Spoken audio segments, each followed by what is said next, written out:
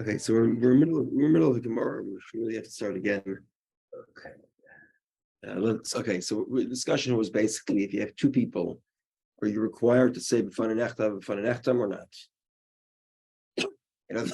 In other words, is the rabbinical decree specifically with one messenger and two messengers different or not? According to the first version of the Gemara, it is not necessary. It is not necessary to say b'fan nechtam if you have two messengers. And therefore, according to that opinion,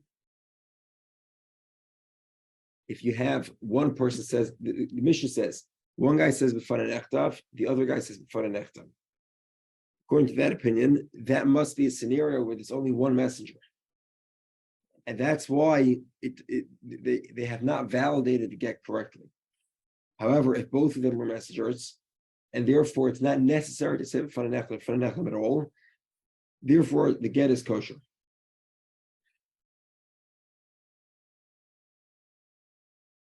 Okay. Now, the second half of the Mishnah, where you have two witnesses saying b'fan nechtav, one witness saying b'fan nechtam.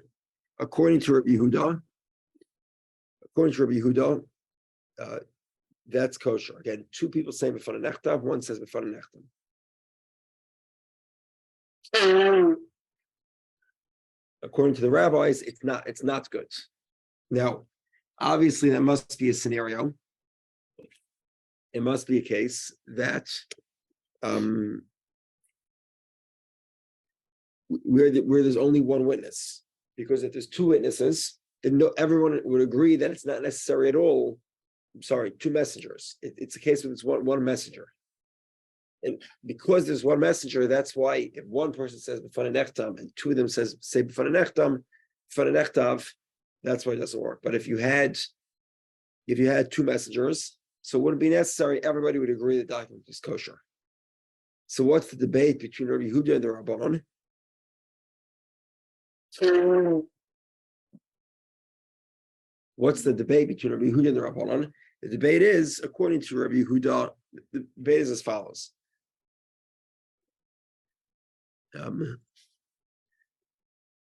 Whether we'll confuse this scenario with regular kiyum shtaros. Kiyum shtaros, again, is the verification of a document that's potentially forged. There's only one messenger. Rabbi Yehudah says one messenger says b'fan nechtam, and him and somebody else also say b'fan nechtav. It doesn't look like kiyum shtaros. Why? Because kiyum shtaros is a signature verification, and over here you have a single person who's a messenger saying b'fan nechtav. I'm sorry. So therefore, the verification here is distinct from kiyum shtaros, and therefore there's no concern that people will confuse it. Whereas the Rabbanon say, no, it will be confused. People will think that kiyum shtaros works with a single witness.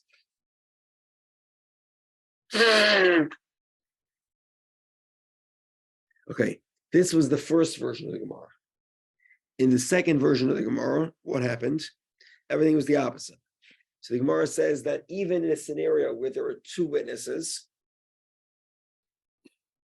where there are two messengers, if one messenger says b'fan nechtav and the other messenger says b'fan nechtam, it does not work. Was there the two phrasings again? One is that I saw it being written, the other one guy said there are two messengers. One says I saw it being written, the other one says I saw it being signed.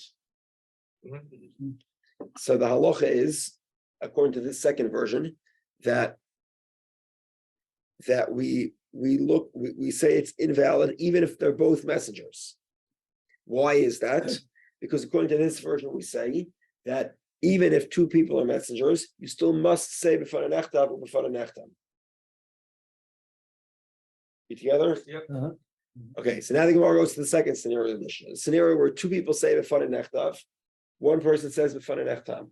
Two people saw it being written, one person saw it being signed. Now, according to that version of the Gemara,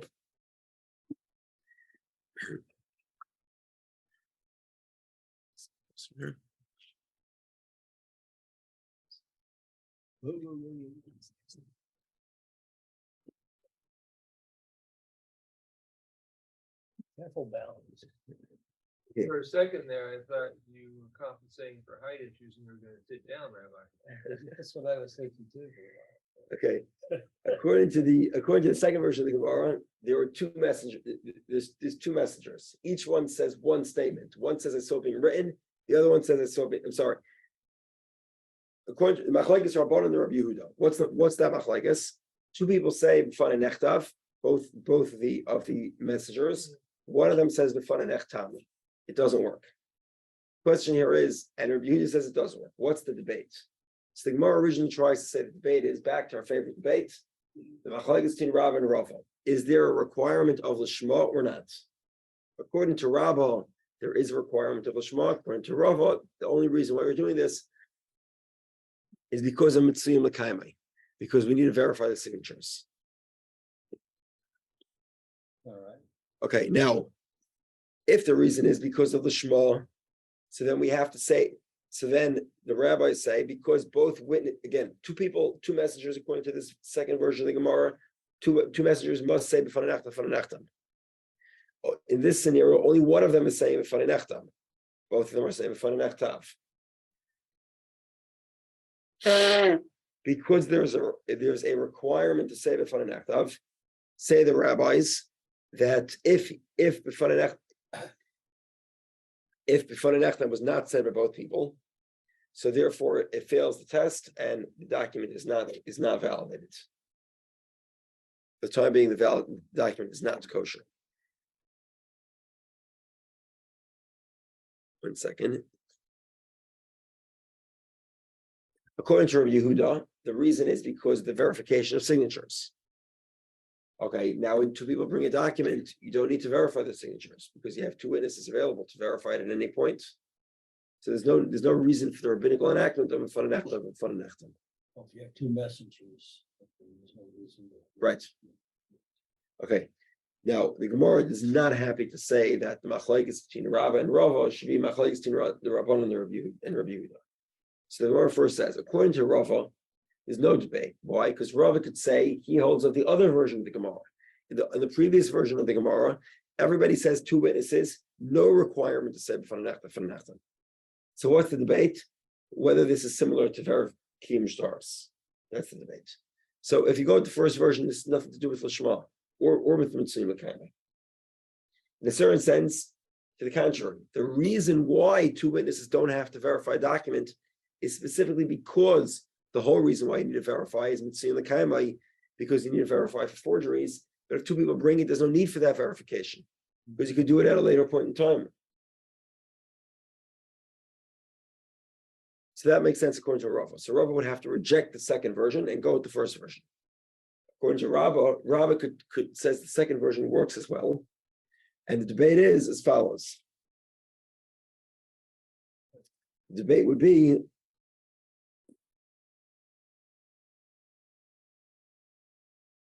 okay, we're at the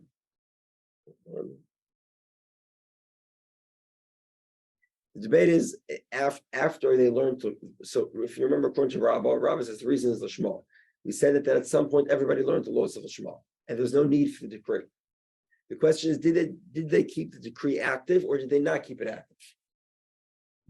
According to Rabbi Yehudah, according to everybody, they kept it active. However, they differentiated. If one person brings the document, then it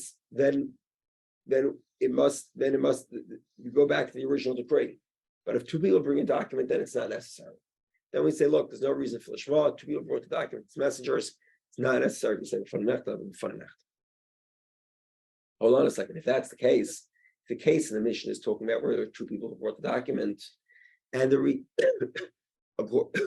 according to Rabbi Yehudah, the reason is that when two people bring a document, what do we say? We say that, look, we're not going to give you the same severity that we have in the past. In the past, it used to be nobody knew the laws of Lishma, you have to say Lishma. Now that everybody knows the rules of Lishma and you're two people, we exempt you from that requirement. Okay, if that's the case, fine. So if the mission is talking about a scenario even where there are two messengers, both bringing a document, so let's go to a different scenario. What's the scenario? One guy says b'fanei nechtav, the other guy says b'fanei nechtam, and they're both messengers. The mission says it's possible. Why doesn't Rabbi Yehudah say it's kosher? Because Rabbi Yehudah says that if you have two people who are bringing it, then the document no longer needs to be verified today because everybody's experts in Lishma. So that should be true, even if one says b'fanei nechtav, it's still being written. The other guy says b'fanei nechtav, it's still being signed. Okay. So the Gemara's resolution to that we saw yesterday was Ula says, you're right. Rabbi Yehudah would disagree in that scenario as well. In other words, Rabbi Yehudah disagrees in the first case in the Mishnah too. Rabbi Yehudah says anytime two messengers bring a document, there's no need to say b'fanei nechtav, even according to Rabbah that says the reason is Lishma.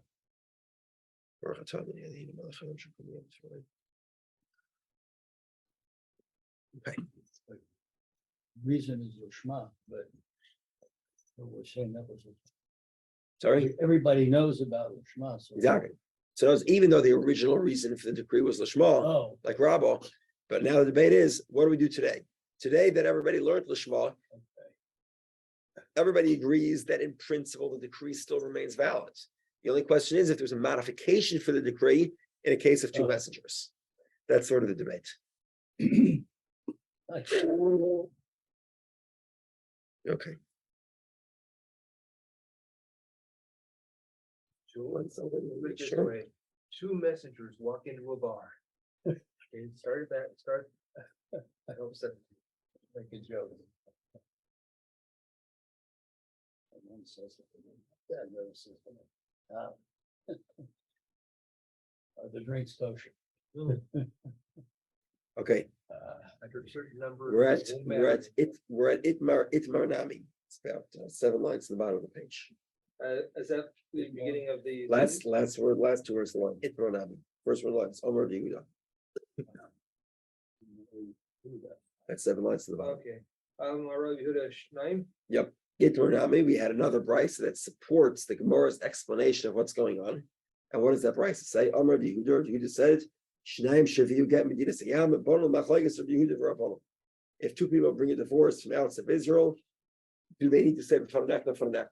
That debate is a question of Rabbi Yehudah and the Rabbanan. We have two messengers. Is it necessary or not? That's exactly like the Gemara explains.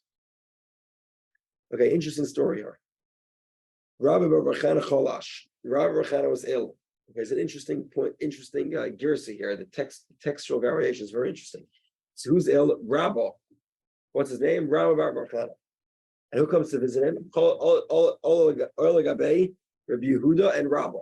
So there were two rabbis. One was Rabbi Bar Chana. There's different rabbis who lived at the same time. But some people don't like that. They say there was no other Rabbi Bar Chana. They pull it out. They pull out the rabbi. So it was Rabbi Yehudah that came to visit him. Okay, interesting. So Rabbi Bar Chana is sick. They asked him a question. They say, "Shnayim shavi get medias yam tzrichen shem fein neftav ayin tzrichen." Do two messengers? Do they need to say b'fanei nechtav or not? So the Gemara says, "Amar lahem." He said to them, "Ayin tzrichen." It's not necessary. Ma ilu yom fein ger shemi lemehemno.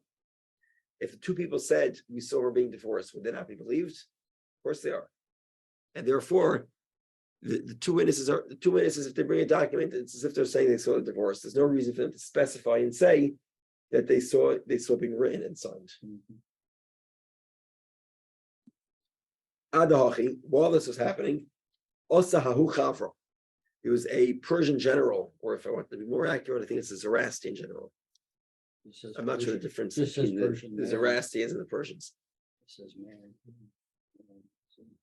Okay, what did he do? Shakal Shaga Mikamayo, he took the torch that was in front of him. There was a flame, a fire, and he stole it, walked away with it. So Rabbi Chana wasn't so impressed as you might imagine. And he says, Omar, Rabbi Chana said, Rachmana, I ask for you, Hashem, I betula debar Esav. Either we should be in your shadow or the shadow of the people of Esav. In other words, either you should rule us, we should be back in Israel, or if we have to have a foreign country ruling over us, at least let it be Esav. Wow. The Gemara says, "Lememra derumoi ma'alumi parsoi." you mean to say that the Romans are better than the Persians? Vatanya Rav Chia says, God knows the ways, He knows its place.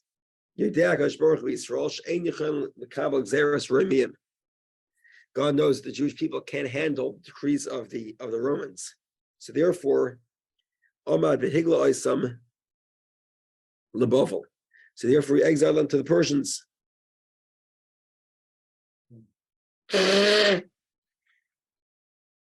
I'm sorry, he exiled them to Babylonia. He knew that we wouldn't be able to handle being in Rome, so he exiled us to Bavel. So Gemara says, you're right. It's true that Bavel is better, but that was before the Persians came to Bavel. Once the Persians came to Bavel, Bavel is worse than being in Rome.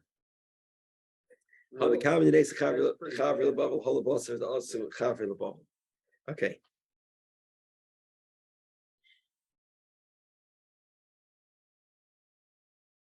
Okay. Two people saw the signatures. One of them saw the writing. Rami says the name of Yechon. In this scenario, it's kosher. It's kosher.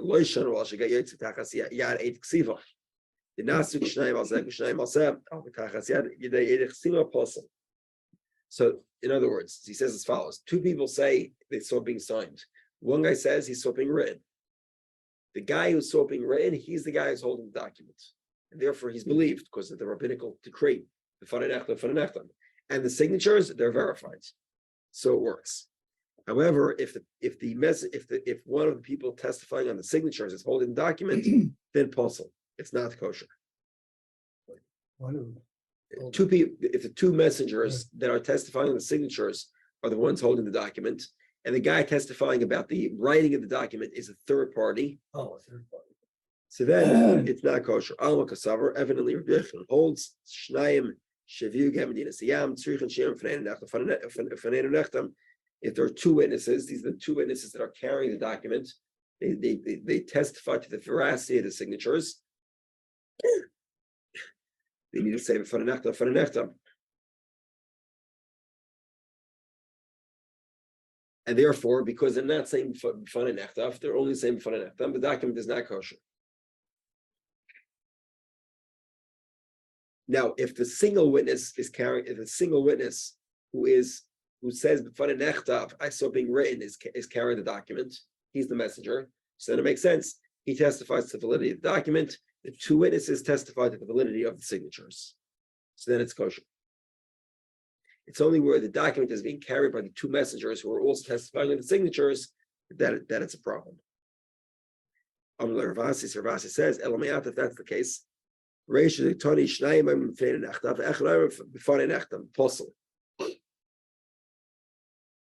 if that's the case, let's look at the first scenario with the Mishnah.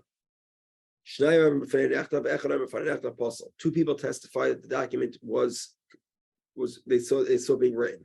One guy says he saw being signed. Posel, it's not kosher. Rabbi Yehudah Machshir. And Rabbi Yehudah says it is kosher.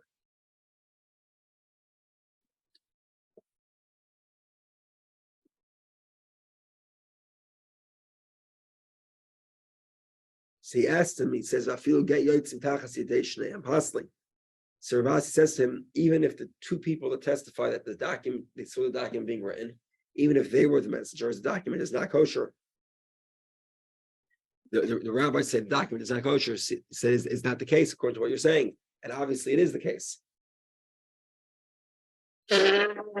Because in this scenario, you only have one witness on the signatures. Now, even the two witnesses on the document are testifying. The two witnesses testifying in the document are regular kosher witnesses, but the two witnesses on the document, but there's only one witness on the signatures.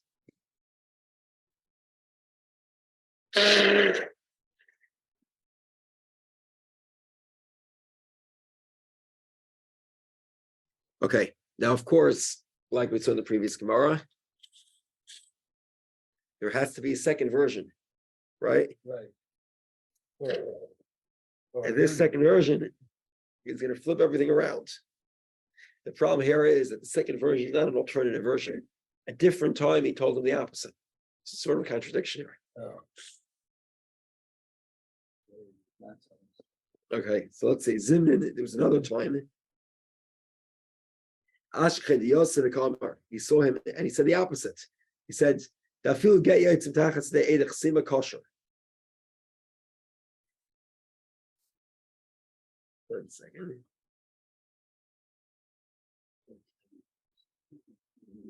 Okay, in other words, in this scenario of the rabbis, basically 2 people testified they saw the document being written. One guy who's the messenger testifies he saw it being signed. Right? The guy who's the messenger that testifies that he saw it being signed. He's only one witness, but he's the messenger, kosher. It's kosher. Why is this? 1 second. Hold on. Hold on.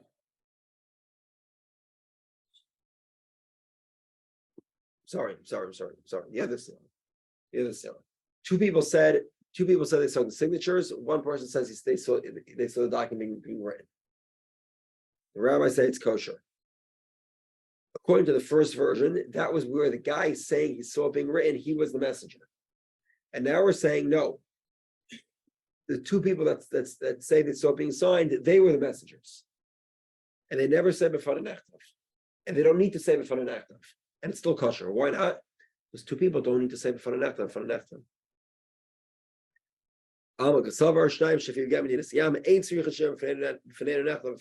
Two people do not need to say b'fana nechtav. Rabasi says, that that's the case. Rabbi Yehudah, the first scenario, where 2 people said they saw it being written. One person says they saw it being signed. The rabbi says it's not kosher. Rabbi Yehudah says it's kosher. Time of the end, I get yaitz tachas deshneim. I get yaitz tachas deshneim machshir rabbanon. Meaning that let's say the 2 people that say they saw it being signed, they're the ones carrying the divorce. The rabbis agree that it's kosher because 2 people bring in divorce. Do not need to say it for the nechta. The only scenario where the rabbis disagree with Rabbi Yehudah is in a scenario where the guy, the single witness that says he saw it being signed, he's the messenger. And that's where the rabbis say it's possible. Because he's not testifying that he saw the document being written. So he said, is that the case? In other words, is it the case that if the 2 people who say they saw it being signed are the messengers, it's kosher according to the rabbis? He said, he said, yeah, hold on a second. But yesterday he told me the other way. Yesterday he told me that it was the opposite. He didn't tell this. He didn't say this to me. He says, I don't know what I said yesterday. Yes, I'm telling you today, that's the right shot. I said yesterday, that's a mistake. Okay. There's my evil twin skipping. Okay, now we get into a bit of a different discussion. Most documents have a date written to the document. And it's very important to have a date. Why is it important to have a date? So like we explained, if you want to be able to participate in the title collection lien scheme, which existed those days, you need to have a date. Because if you don't have a date, who knows when this transaction happens. Okay, I'll just very briefly review the classical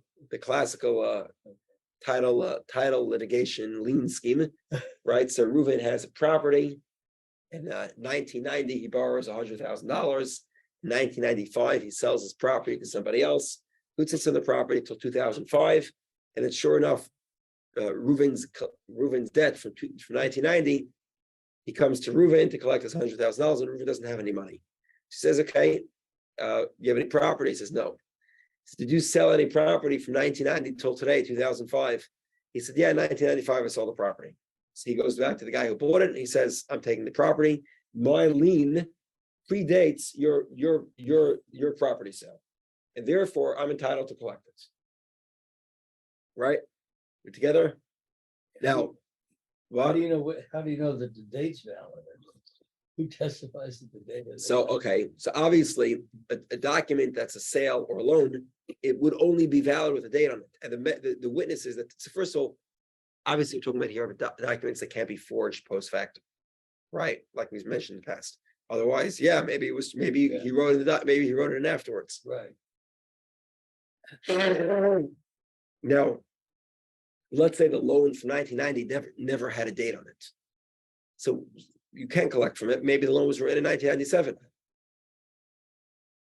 We're together? Yeah. Now, the question is, does a divorce need a date on it? Rabbinically, it needs a date. We spoke briefly about a divorce that doesn't have a date. Why does it need to have a date? Why is it so important that a divorce have a date? Okay, so first let's see the Mishnah. We'll get to the Gemara. This is a big sugya, comes up a few times in Gittin.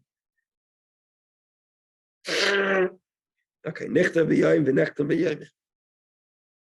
A divorce was written by day, signed the same day, or it was written by night, signed by night, or it was written by night. It was written, remember the Jewish calendar, the night precedes the day.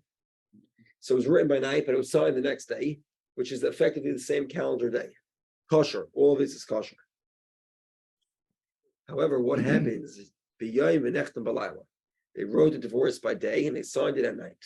And the document is predated by one day. Possible, it's not kosher.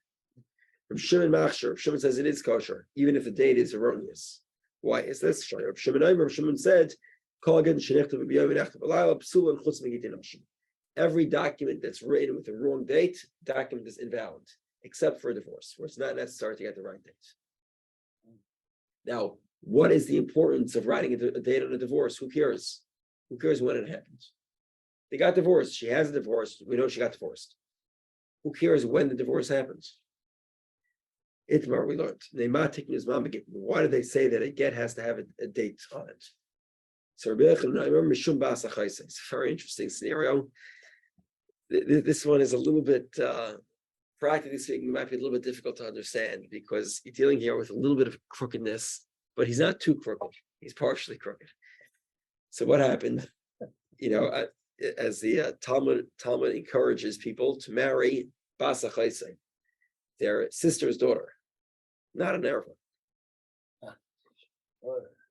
You're allowed to marry your sister's daughter, your niece. However, you're not allowed to marry your uncle. I'm sorry, you're not allowed to marry your aunt.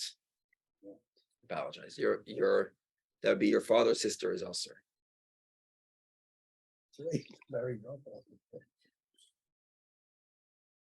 Okay, now the concern here is what happens if she was adulterous? Somebody married their sister's daughter.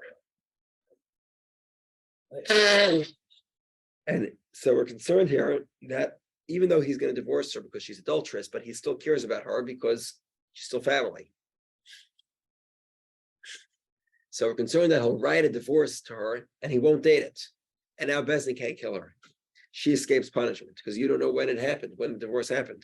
If you don't know when the divorce happened, there's no way to actually punish her because maybe she had her affair after she was already divorced. Now we'll soon see here that this sort of, I think there's a little bit of level of crookedness, but the guy's not too crooked. We'll see why in a moment. Rish Lakish says, that's the opinion of Basa Chaisi. Rish Lakish is a different reason completely. So if you remember, we talk about the assets a woman brings into her marriage. There's different types of assets. I'm not going to summarize them all now, but one type, the most common type, is called nechse malug. Nechse malug is, typically speaking, again, you can make any conditions you want. You can change whatever you want in these things. You can write a prenup and you can not do this at all. But the general understanding, if you didn't write a prenup, is as follows. Let's say a woman owns a car. This is the example we've given. The husband's allowed to drive it. That's the presumption. They could change that if they want. She doesn't want it. She doesn't want to let him drive it. She doesn't have to. They can do that. They can make a condition before they get married. If she owns a house and it's rented out, then he enjoys the benefit of that rent. He's able to take it. Sorry? While they're married. While they're married. Exactly. While they're married. But as soon as they get divorced, no more. No more. He is not allowed to enjoy the benefits. And that's why you need to have a date. You need to have a date to know when exactly he can no longer enjoy the benefit. When he can't drive the car, he can't collect the rent. So, okay. Paris. Okay. That's what Paris means. Paris means the nechse malug income. An asset she brings into marriage is most often nechse malug. Obviously, you can change that. And he can enjoy the benefits so long as they're married. And it's important to know the date of when they got divorced. Okay. So obviously, what's the question? Why does Rish Lakish not agree with Rabbi Yehudah? And why does Rabbi Yehudah disagree with Rish Lakish? Rish Lakish, my time, why does Rish Lakish not agree with Rabbi Yehudah? Amar Lach, Rish Lakish would say, Snus lo shchicha. To make this rabbinical decree, because maybe he'll marry his niece and maybe she'll be adulterous, seems to be a bit of a stretch. Now, obviously, adultery is common enough that it's worthy to make decrees. How do we know this? Anyone remembers? Ksubis, first mission of Ksubis. A basula gets married on the fourth day. Why? Because let's say it turns out she was adulterous, he can go to court the next morning, which courts are open on a Thursday. So obviously adultery alone is common. But adultery in a scenario where you're married to your niece, it's a bit of a stretch.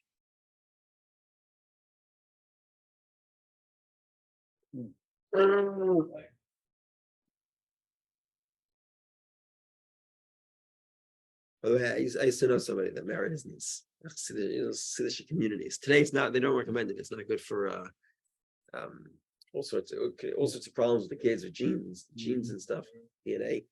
But I haven't noticed from a real Siddish community, and his father-in-law was his uncle.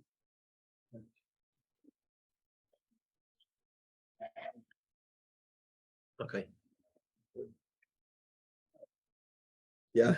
So you're saying adultery was fairly common? Adultery is always common. It's always common enough that it exists. It's not like it doesn't exist. Well, right. In other words, it's common enough that we make rabbinical decrees to recognize the fact that adultery does occur. The Talmud says that everybody sins with lashon hara, and I'm sorry, not everybody. I'm sorry, no. Yeah, everybody sins with lashon hara. Majority sin with stealing, and a small amount sin with harayas, sexual deviancy, immorality. But the Taisus points out, obviously, the point here is it can't be that uncommon that we won't make decrees, because clearly we have made decrees. Okay, so that's the opinion of Rish Lakish. We're not going to make a decree for this interesting instance where he married his niece, and she was adulterous, and he wants to write her a blank divorce to save her from death penalty. Rabbi Yehudah, my time of Rish Lakish, why does Rabbi Yehudah not agree with Rish Lakish? Because Savar yesh lebal Paris ad shas nesina. Rabbi, Yes. page position, please. 17b, and run the second line, third line. According to Rabbi Yehudah, actually, the husband gets to eat the Paris. He gets to enjoy the income until the moment the divorce is delivered. And therefore, obviously, the date the divorce is written and signed is not the same date as the date it was delivered. And therefore, he gets more. Therefore, the divorce does not serve to verify the date that they were divorced. It just serves to verify the date the divorce is written. Okay, Bishlem Rish Lakish, Reb Shimon. According to Rish Lakish, I understand Reb Shimon's reasoning. Why is this? Because Reb Shimon says that if you predated, as soon as you have in mind to divorce your wife, once a man says, I decided I'm divorcing my wife, at that moment, what happens? The husband forfeits his right to take the rental money. So the truth is that even if the divorce is written early, you only write a divorce when you have in mind to divorce your wife. So even if it was written and it was signed 10 days later, who cares? The husband lost his right to earn rent as soon as he had in mind to divorce his wife. The moment he hires a cipher, that's the moment that he loses Paris. So that makes sense. Why Reb Shimon says that if the divorce is written early, then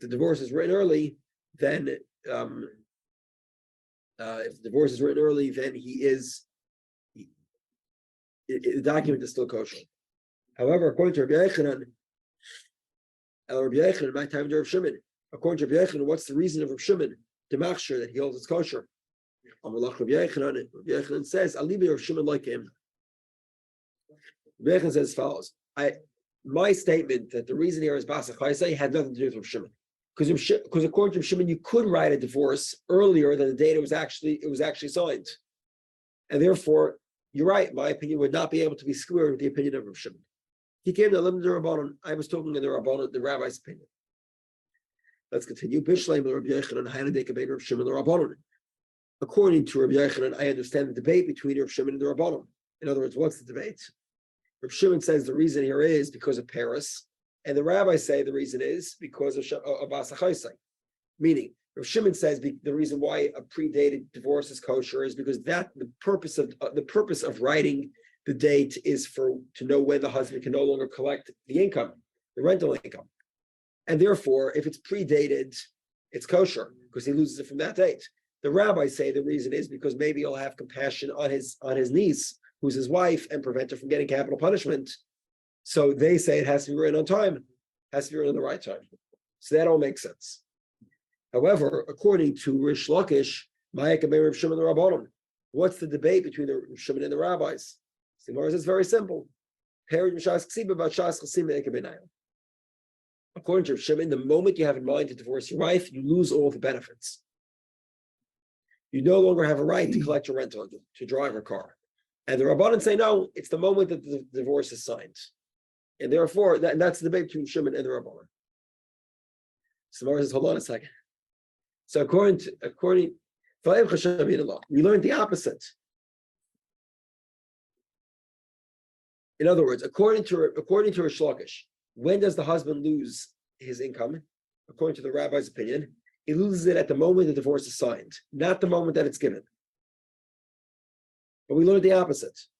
Why? What do we see? The Ikra we learned.